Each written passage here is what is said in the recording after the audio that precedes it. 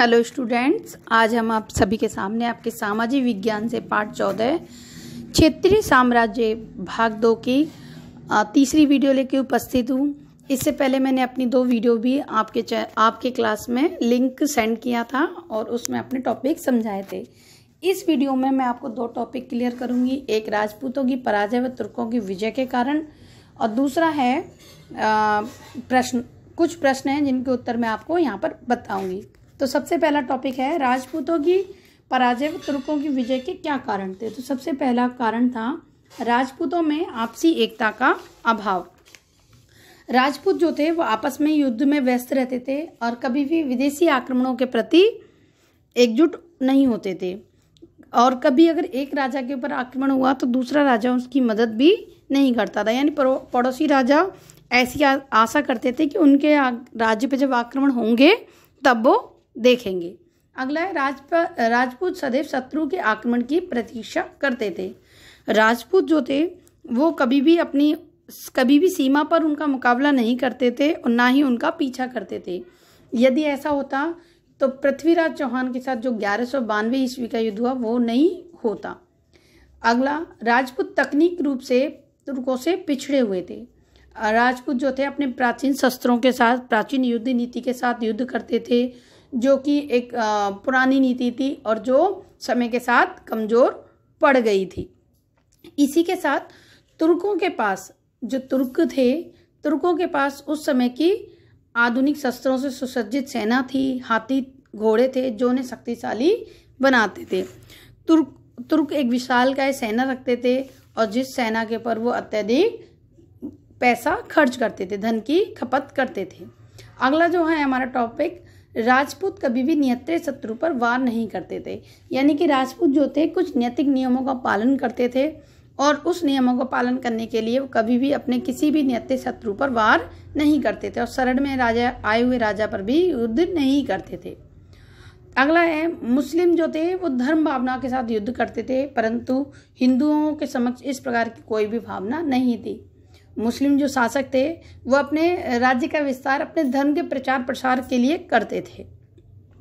इसके साथ ही यहाँ पर आपके सामने कुछ प्रश्न हैं। तो सबसे पहला प्रश्न है राजपूत शब्द का क्या तात्पर्य है। तो बच्चों, राजपूत शब्द का तात्पर्य है राजा का पुत्र। इसके साथ आपका प्रश्न नंबर 2, दिहिलका नगर की स्थापना किसने की थी।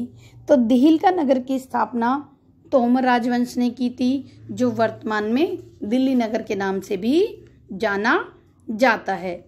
दिहिलका के जो था दिल्ली उस समय बसाया गया था तोमर के द्वारा। अगला प्रश्न है आपका, मोहम्मद गौरी ने किसके साथ युद्ध लड़ा। तो मोहम्मद गौरी ने तराइन का युद्ध जो था 2 बार पृथ्वीराज चौहान के साथ लड़ा था। एक बार 1191 ईस्वी में और दूसरी बार 1192 ईस्वी में। 1191 ईस्वी में मोहम्मद गौरी की हार हुई और 1192 में मोहम्मद गौरी की विजय हुई। राजा भोज किस राजवंश से संबंध रखते थे। तो बच्चों, राजा भोज जो थे वो प्रतिहार राजवंश से संबंध रखते थे। इसके साथ अगला प्रश्न है आपका, क्या प्रश्न है, भारत पर आक्रमण करने वाला पहला आक्रमणकारी कौन था। तो बच्चों, भारत पर आक्रमण करने वाला पहला आक्रमणकारी महमूद गजनवी और मोहम्मद गौरी दोनों में से कोई भी नहीं था। भारत पर पहली बार आक्रमण जो था मोहम्मद बिन कासिम ने 712 ईस्वी में किया था तथा उसने सर्वप्रथम सिंध व पंजाब को अपने नियंत्रण में लिया तथा पड़ोसी राज्य के साथ शांतिपूर्ण संबंध स्थापित किए थे और इसके साथ अरब से व्यापारिक संबंध भी स्थापित किए। अगला है, माउंट आबू में स्थित दिलवाड़ा मंदिर का निर्माण किसके द्वारा करवाया गया। तो माउंट आबू में दिलवाड़ा जैन मंदिर जो है उसका निर्माण सोलंकी शासकों के द्वारा करवाया गया। ये कला की दृष्टि से बहुत उत्कृष्ट मंदिर था। इसके साथ साथ सूर्य मंदिर का निर्माण भी सोलंकी शासकों ने करवाया था। विक्रमशिला विश्वविद्यालय की स्थापना जो थी किस राजवंश द्वारा करवाई गई।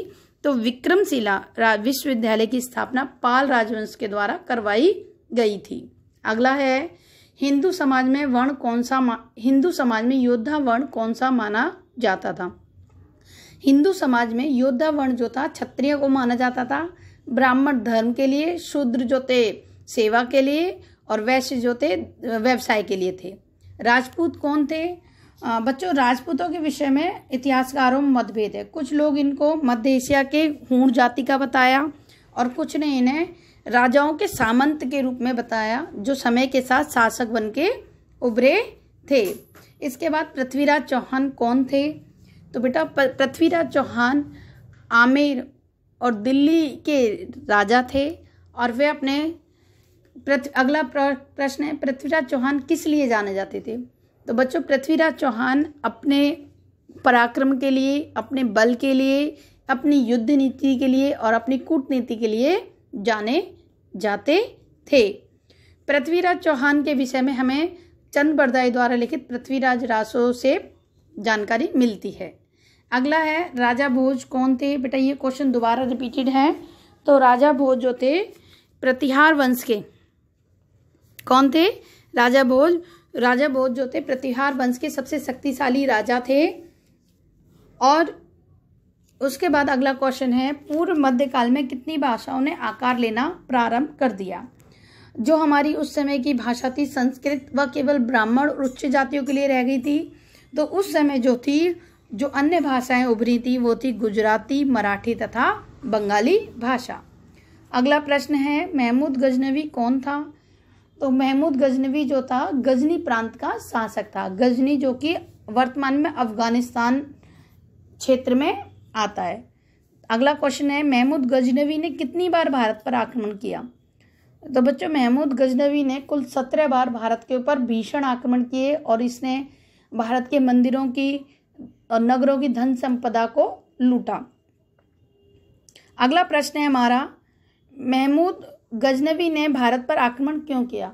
तो महमूद गजनवी ने अपने राज्य के विस्तार नीति के लिए भारत पर आक्रमण नहीं किया था, बल्कि धन की आवश्यकता हेतु उसने भारत पर आक्रमण किया था, क्योंकि वो अपने गजनी प्रांत को शक्तिशाली बनाना चाहता था और इसलिए उसे धन की आवश्यकता थी। अगला है, फिरदौसी कौन था? बेटा फिरदौसी एक कवि था जिसने शाहनामा लिखी थी। अगला है, अल बरूनी कौन था? अल बरूनी एक इतिहासकार था जिसने फारसी भाषा में तहकीक ए हिंद पुस्तक लिखी, जिसमें उसने महमूद गजनवी की प्रशंसा की थी। और अल बरूनी के जो घूमने आया था उसी के कारण महमूद गजनवी आगे चलकर भारत पर आक्रमण किया था, जिसने अल बरूनी ने भारत के विषय में महमूद गजनवी को बताया था।